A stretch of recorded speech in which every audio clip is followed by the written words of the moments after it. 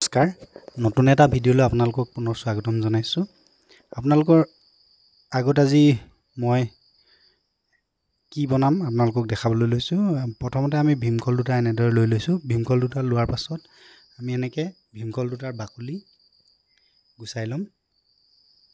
গুচাই লোৱাৰ পাছত আমি এটা পাত্ৰত বা এটা বাতিত এনেকৈ ভীমকলসমূহ চকল চকলকৈ কাটি ল'ম। এনেকৈ ধৰণে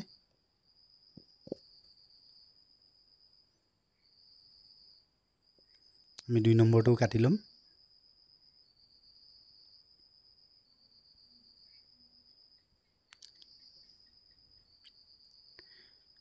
এনেকৈ ধৰণে কাটি ল'ম।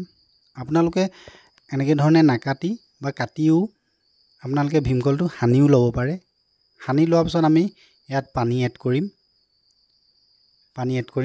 পানী এড কৰাৰ পাছত আপোনালোকে কি কৰিব, আগদিনাও আপোনালোকে এনেধৰণে কৰি তিয়াই থ'ব পাৰে, নাইবা আপোনালোকে ফ্ৰিজত ভৰাইও আপোনালোকে এনেদৰে খাব পাৰে।